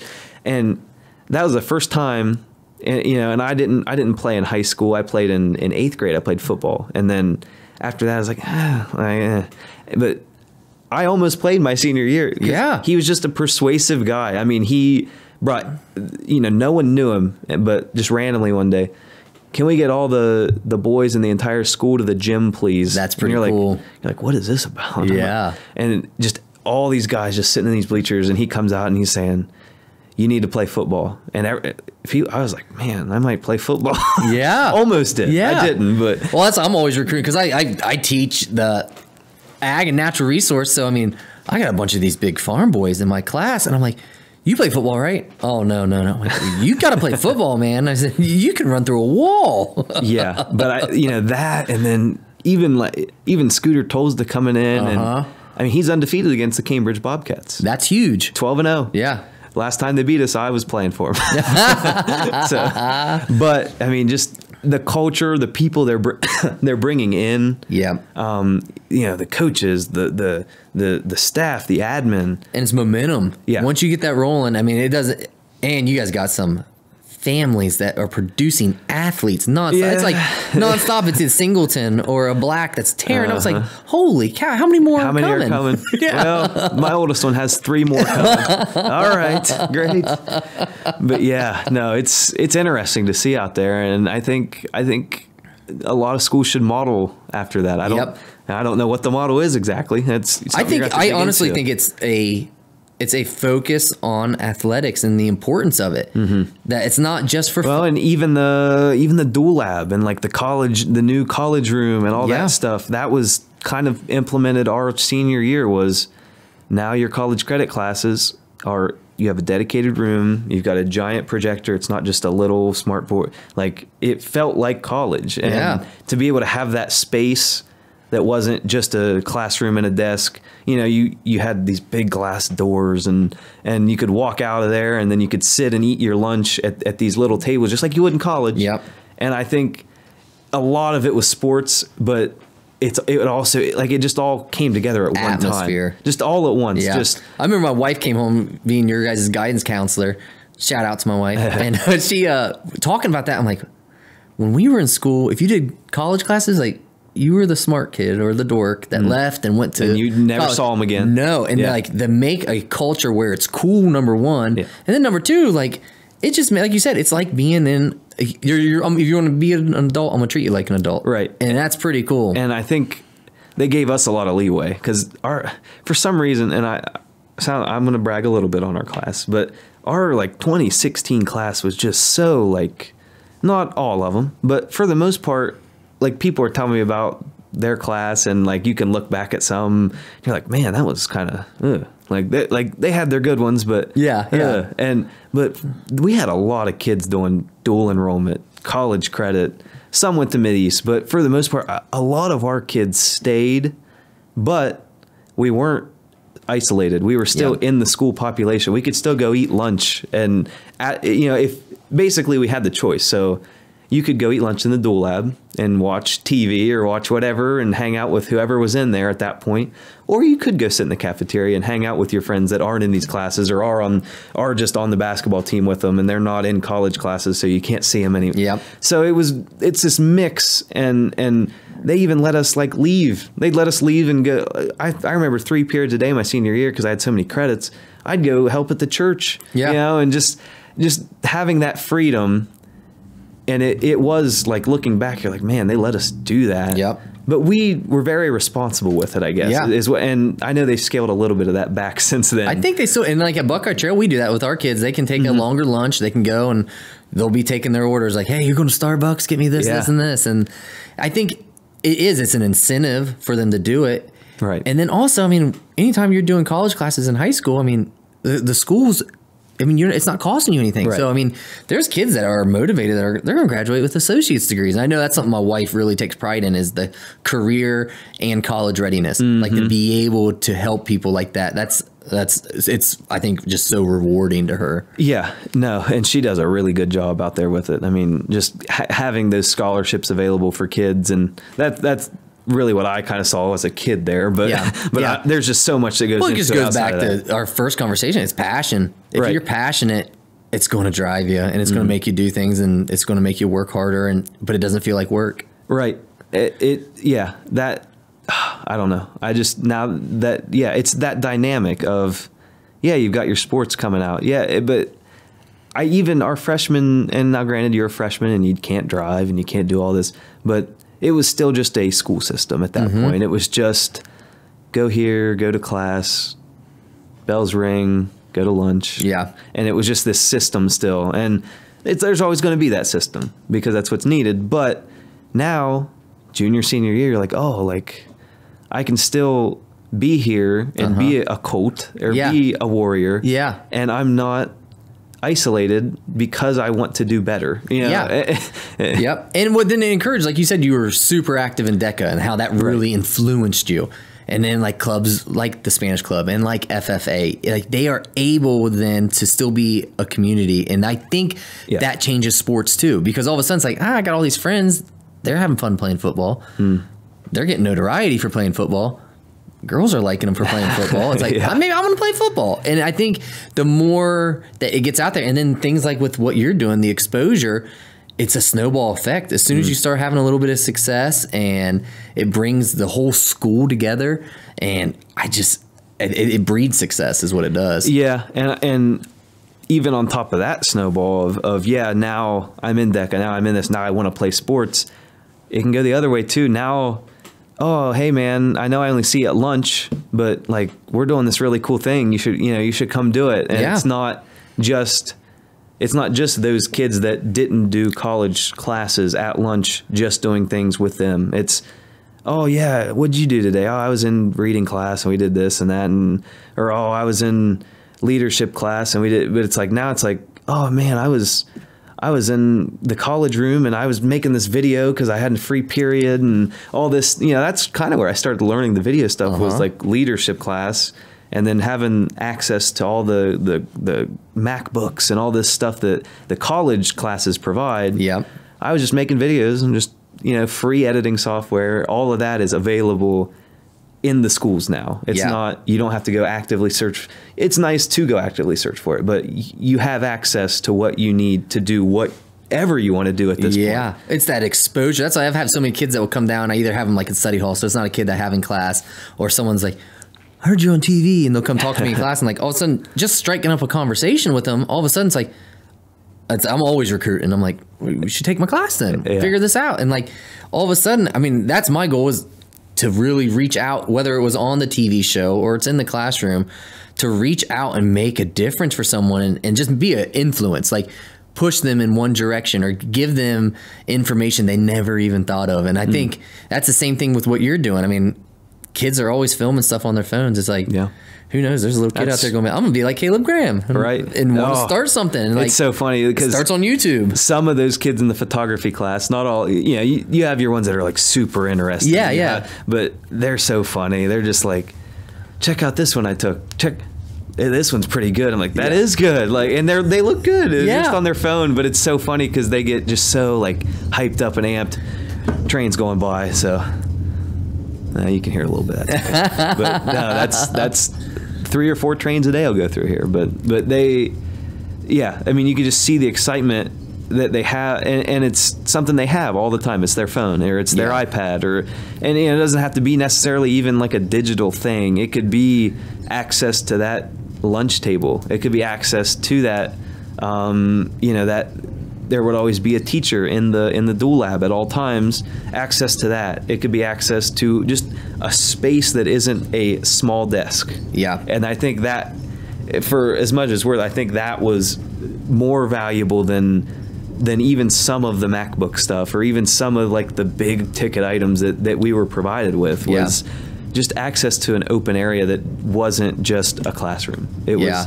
It looked like it was essentially a miniature luncheon area for a college / relax area with some little benches and tables and sofas. And then it was a little more open too. It wasn't just a real like closed in room. So I think just that openness, I think, is big too for kids. Yeah. No, there's definitely a positive effect of that. And then just like you were saying with the kids coming to show you, like, how great does it feel when it's a kid that's excited to show you something, or just excited? Like, I've had those experiences, like going to Walmart or something and have a little kid come up and be like, "You're Zach from Secret Zoo." And I'll talk to him like, if it was an adult saying that to me, I'm like, yeah, cool, man. But a little kid's like, it will melt you. And it's so cool to be able to have those positive influences. Mm-hmm. And that's something I've also learned, even I would say more even this year, 2020, 2021, is I've always kind of been like straight and narrow, like do your work, get it done, do this, be good. And be good, obviously. That was kind of a weird. But now I'm starting to like kind of reach out a little bit and kind of develop, like for the podcast, for example. Yeah. I want to be a person. I don't want to be just behind the camera, businessy, boring. Yeah. Like I dyed my hair, and did I like it? Here and there. Yeah. If I go to the beach, I'm gonna love it. Yeah. But right, and just all this crazy stuff. And I think, you see these kids in high school or even in middle school that dye their hair and all. And even when I was in middle school and all this stuff, that was kind of like, oh, they're weird. or like they'd be like shamed for it. And now, like, to go and like the middle school kids are the ones we work with the photography club. There's this boyfriend and girlfriend there now. You're in middle school. I don't know. But they both got pink hair, and they're like, oh, well, your hair's blonde. I'm like, why not? Who cares? Whatever. And you can see them come out of their shell a little more versus like if it was just the teacher being like, hey, just do your work. I know he's a weird one. Whatever. Yeah. They're more like, wow, there's people out there that do cool things that are like me, or that aren't just straight and narrow and just to a point. You can be a little different, and it's not a bad thing. And that's something I'm trying to work with them on, because I let them use my big camera, like, because she was like taking pictures of him, like he was acting all cool and stuff. And she's like, these are good, right? And I was like, those are good. And so I was like, try it with this. And she took some cool photos, like and I was like, I would pay for that. Like, and then just the reward of it, like to be there and experience and know that you were a direct influence on it. And that's one of the things, like, that was what was really, I think, the most rewarding thing from doing that. Because, I mean, before that show started, I mean, I would wear just normal clothes to work, holes in them, and go and get covered in rhino crap, come home smelling dirty. And then all of a sudden it's like, well, we're going to be filming today. Make sure my hair looks good. Stop in, get my hair cut before they show up, get shaved up, and then look good. And it was like, all of a sudden, it was like, no, I'm performing for something now. And that was, it's so rewarding. And doing that now with the high school, it's like, all of a sudden, like, there's those days that it just takes one kid to influence like that is just so rewarding. Yeah. No, that has been probably the biggest change this year outside of adding schools, and has been just developing a personality that isn't just, hi, how are you? I'm Caleb. I'm a little weird. Like, and that's okay. No, and that's, like you said, developing a personality. And then, like, with us on the shows, like, you kind of have to stick to it once we did it.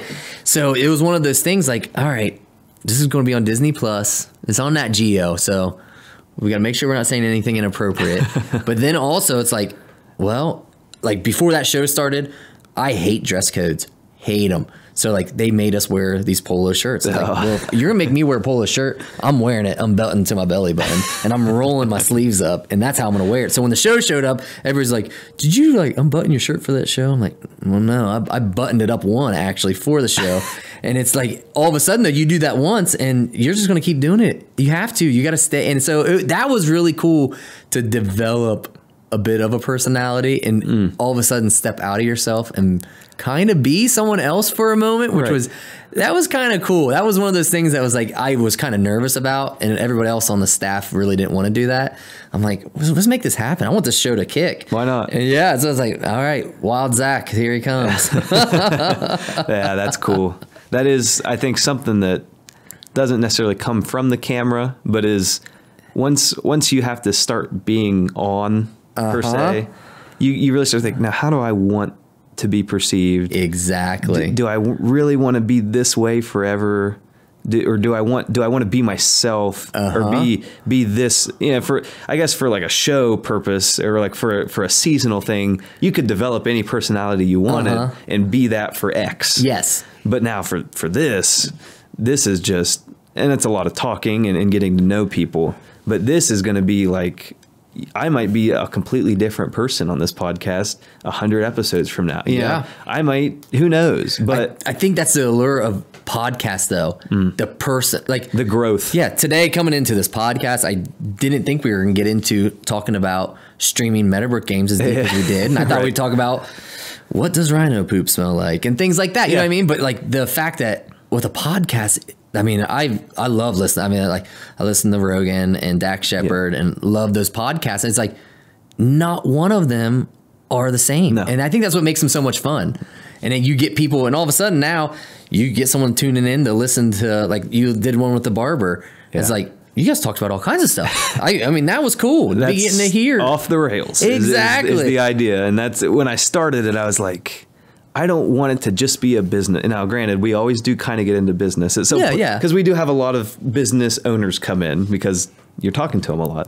But I didn't want it to just be business. I didn't want it to just be sports. Because if we're honest, I like sports, but it's not like my passion. Yeah. It's video in its capacity is my passion. So anything I can do to provide a better video service to X, that's what I want to do. Yeah. It's not necessarily, I love sports, so I want to do sports something. It's, I love video, so I want to do video something. And so when I started this, I was like, I want to do this because not only am I your wife will probably be very surprised. She's probably watched some of the other podcasts maybe, but I was very quiet in school. Not emo quiet, like very scared, but just like very reserved, and even into college, I mean, I didn't never really go party or really, I just did my work and sat in my room. And even after, like when I was starting to do this, I would not say much to many people. And now I'm like, I wanted to force that change because I'm like, I want to talk to people, but like, if I'm doing the same thing over and over again, I'm never going to make that change. And so I was like, let's do a podcast and make it about anything. And I'm like, if I do that, then you need to know how to talk to people. Because you can't just talk about, oh, well, if it's a sports podcast, well, LeBron, or what's the next sports thing I can think of? It could go anywhere. Well, then all of a sudden you're all of a sudden just doing filler. Yeah, right. And then you don't want that. And I was really surprised when I started listening to your podcast. Like my wife, I remember as soon as you hit the scene, she was pumped. She was just so excited because she's been a huge fan of yours. I remember hearing about you when you were a senior. Really? And when you really hit that scene, I was like, all right, this guy, he's really into filming, taking pictures. I'm like, so as soon as you came out the podcast, I'm like, oh, let's hear how this guy talks. Right. And all of a sudden I'm like, damn, he really, like they flow. Your podcasts, when I've listened to it, they flow. I try to keep them. Yeah. And that's the beauty of it is, and we've never had a short one per se, but that's like when people come in, they're like, so what? I'm like, I don't care how long it goes. I'm saying it could be 20 minutes. If, now granted, I'll be like, I don't want to feel weird about it. Yeah. But I'm like, if it goes 3 hours, if it goes an hour, if it goes 20 minutes, I'm not going to feel bad. I'm like, I just want it to be content. I don't want it to just be rambling. I don't want it to just be this. I want it to be something that people want to watch, or, I watch a lot or listen to a lot of podcasts at night, like when I'm falling asleep, or if it's something I can just listen to and I'm not either A, bored, or B, am like, if I'm falling asleep to it, I'm still kind of listening to it. Yeah. That's the kind of stuff I want to listen to. And I found myself with almost all of our podcasts, and we've only done 10. So, but with most of them, I'll go listen to them again, and I have to edit it. I have to edit the whole thing, and then I have to do it. I'm being in it, but then I'll listen to the whole thing on like Spotify. I'm like, that was fun. Like, and it's just, I know what I'm saying, but I'll know where it's going. Yeah. But that's always been the goal, was develop speaking skills, but also meet people. We'd never talked before this. And so at first, you come in, you're like, okay, this can be difficult. Maybe, I don't know. But it always ends up very good. And we always end up talking a long time and about different things. It could be anything. Sometimes we always talk about streaming. Hey. It could be a little piece of every podcast. But I think one thing you always talk about that makes this so special, makes it something I want to listen to, you talk about the area. Right. You're talking about our community. Where else are you going to hear about our community? Yeah. Other than post or people talking, like all of a sudden we have a media source that is talking about things going on from people all the way, like the barbershop, to entrepreneurs, to musicians that come from the area that went to Nashville. And like, it's just, it makes it fun. And it's a community building thing, just like everything we've kind of oriented into today. But it's something, it's like a talk of the town. But it's very long format. And so one thing I'd noticed, especially we can go back to the 2019 thing where everything's just quick and immediate and it's digital, and people were starting to latch on to podcasts because, this guy has a chance to actually speak. It's not a 1 minute sound bite. It's not a 5 minute video they had to crunch down from an hour. It's, if you want to listen, be my guest. If you don't, okay, try the next one. Or, okay, maybe this isn't something. But if this is something that interests you, you're going to hear about it and you're going to get an explanation on it. Yeah. And it gives you insight on people too, which is crazy. That's like, I remember, like I said, I'm a Ohio State fan through and through. And so I didn't like Tom Brady because he's from Michigan. Yeah. Listen to a podcast with Tom Brady on it. That was 2 hours long. A huge Tom Brady fan now. He is a cool dude, even though he's from Michigan. Like, it gives you insight and perspective to people that you may have had a preconceived notion of who they are. Right. That was also part of it. I was like, man, like, I'm getting a lot, not a lot, but just like, people will message you as you're a business, and we're a business, but I'm a person that runs a business. And so you have people just writing the meanest things, and not necessarily publicly, but just like messaging like, that was awful, or this, not like constructive criticism. A lot? Football season a lot. Oh my God. It's getting better. And so I was like, I want to do this to learn how to talk, learn how to do this, but I want people to know me. I don't want people to just think of me as this guy that's like sitting back here twiddling his like really long mustache.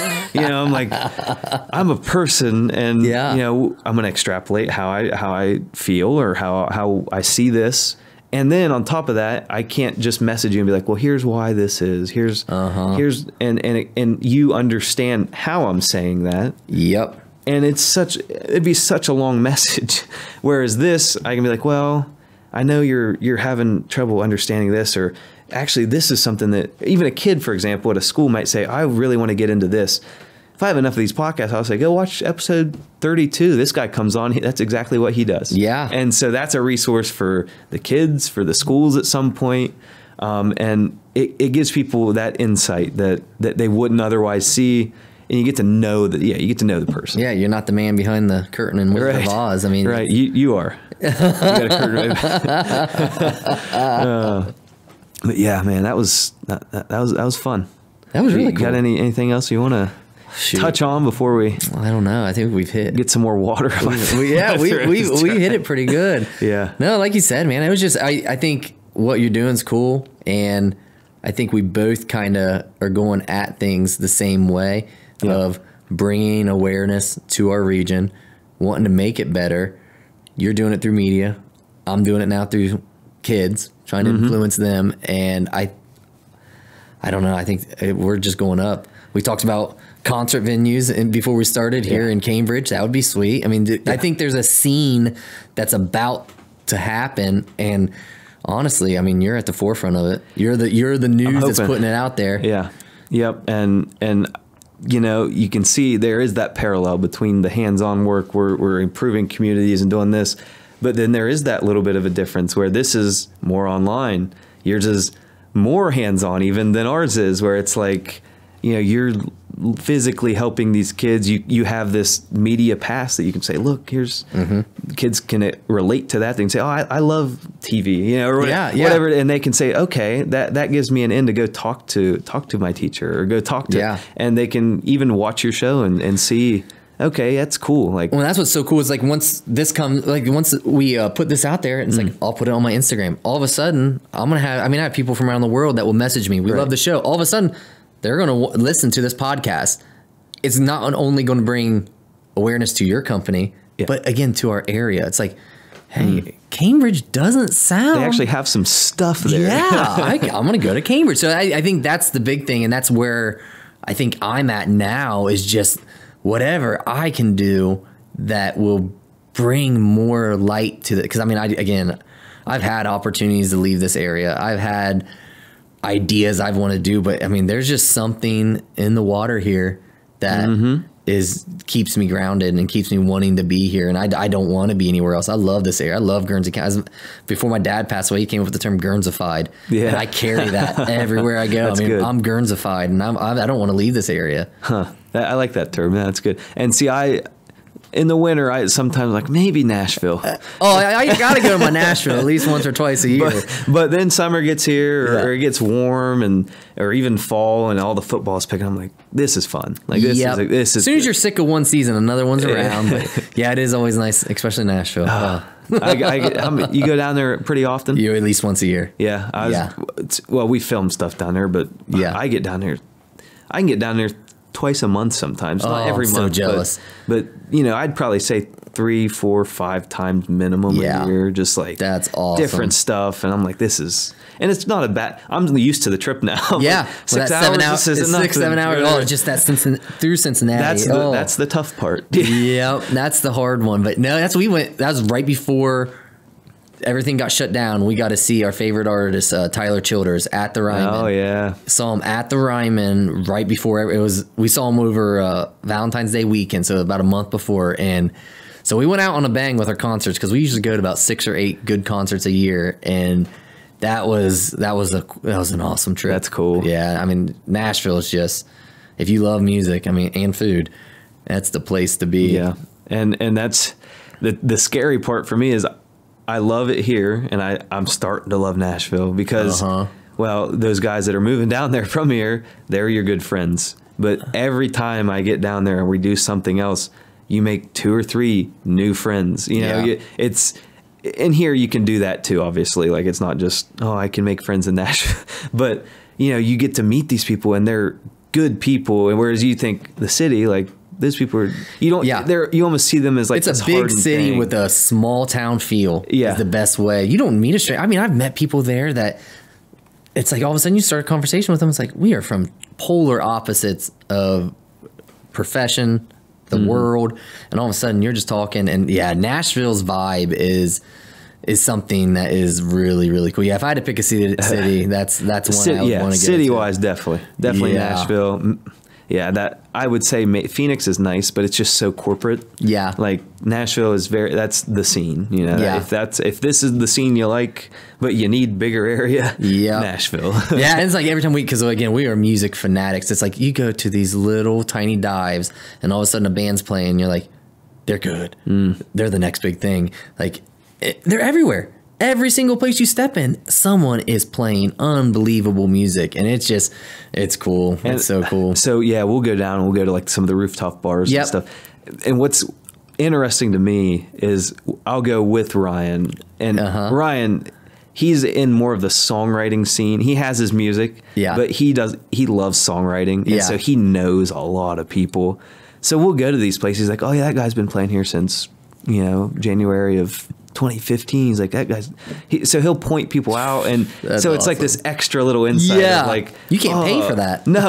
Yeah. And they'll be like, oh yeah, this guy, he's been playing here with the same band since X, or, oh, these guys just got into this bar this year, but they've been singing. So it's almost like this whole other little thing where one of our favorite bands played down there, and it was when we went and saw Tyler Childers, and they were going to do, on the way down, we're talking like, man, at the time they were called Blackfoot Gypsies, now they're DOG, and they were playing, and my wife goes, it would be really cool to see them, because they're from Nashville. It would be cool to see them in Nashville. So she's like on their Facebook, and we're literally outside of Louisville, and she goes, they're doing a post-party concert at this bar.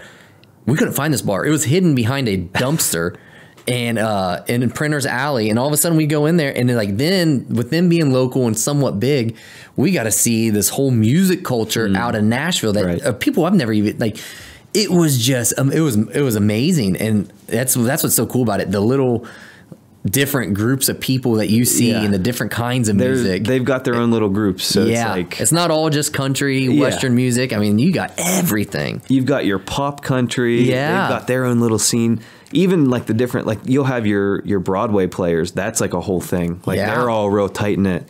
You have your songwriter scene. That's a real knit group of people that don't really, so they do, but they like this scene, and then there's like your artists, you know, your Morgan Wallens, your Luke Combs. Those guys are still in Nashville too somewhere, but these three different kind of scenes, songwriter, artist, and this Broadway scene that's huge down there. It's like, it's cool because they all bring their own certain vibes, but it all makes this big musical cultural area. Yeah. No, that's I get blown away that's like one time we were in somewhere, and the band's playing. It's like, I mean, all the bands are great. This band's playing, and all of a sudden they're playing more of your more popular country, pop country kind of sound and stuff. And all of a sudden they bust into their own rendition of Radiohead playing Creep.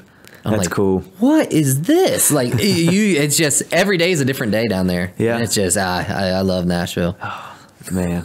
Well, my voice is about to go dry. Yep, so I'm good too. I'm going to sip some water. But before we do leave, thank you for watching. Thank you for tuning in. I hope you really enjoyed this episode. If you're still here, you probably did enjoy this episode.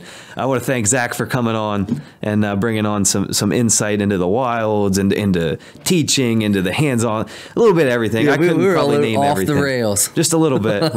We can get on them in the morning and head out of here. But yeah, thank you. Seriously, thank you for coming. And I will probably get you back on here at some point. Cool, That's man. what we do with everyone. So that's been fun. Might be 100 episodes from now. Might be 1,000. I don't know. We'll see if I'm even still around. So thank you, and of course, see you in the episode. So I need you to please get out of here now.